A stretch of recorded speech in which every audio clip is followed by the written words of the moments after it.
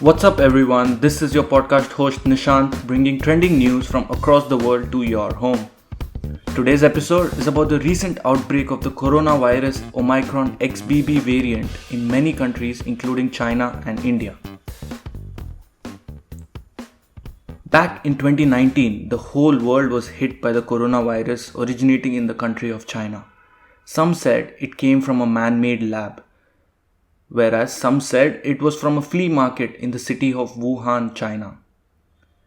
Since then, there have been several variants, namely the Alpha, Delta, Omicron, which combined took over 6.6 million human lives worldwide, sourced from Worldometer website.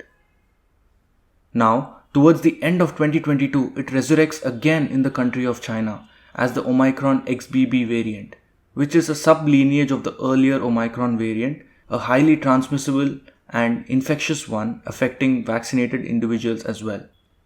Surely, 3 years have passed by, but the pandemic still haunts us. An epidemic is a widespread of a disease affecting a large number of people in a short period of time, whereas a pandemic is simply a global epidemic. Although it is named COVID-19, meaning the outbreak happened in 2019, the World Health Organization declared it as a pandemic on 11th March 2020. Fact is, the name of the virus corona comes from the Latin word crown, named from the crown-like shape of the spikes on the virus's surface. Dialing back, over the years there have been several major epidemics on Earth, like the Spanish flu caused by the influenza virus, the smallpox virus epidemic, the cholera pandemic, which affected nations all over. In case of all these epidemics, the reproduction rate, which is the R0 rate, was known to be fixed. But in coronavirus, it varied between countries and with time, with newer variants and as our immunity developed. R0 value is used to estimate the reproduction rate of the virus. For example, if nobody were vaccinated and the R0 value is between 1.1 and 2, the virus in a person having COVID can be transmitted to more than one person and infect them, thereby causing an outbreak. Definitely, coronavirus is contagious and it weakens us. A large number of families losing their loved ones, millions being hospitalized, lack of oxygen cylinders, doctors working day and night shifts to save patients, never-ending bills. This time was the most dreadful time for us as a society. The short-term and the long-term effects of COVID infection are still under study.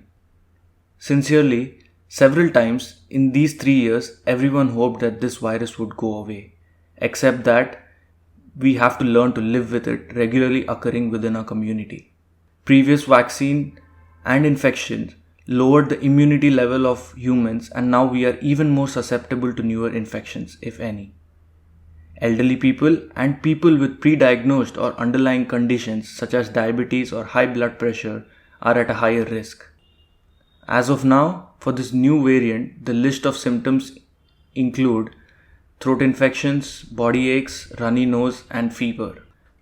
One can only take steps to stay safe in this pandemic. Face masks and social distancing did and will shield us from coronavirus. Unnecessary travel, crowded places must and should be avoided. Sanitization prevents spreading of the virus.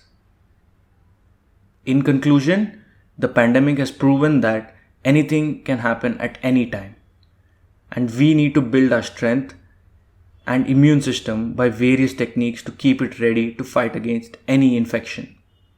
Eating healthy diet rich in micro and macronutrients, exercising regularly, avoiding smoking, sleeping adequately, and minimizing stress are some techniques one must follow daily. Side note, we also need to learn to save money for an emergency medical situation that can happen to us or our loved ones. As the famous saying goes, money saved is money earned. Thank you for listening. I hope you enjoyed. I'll see you in the next episode.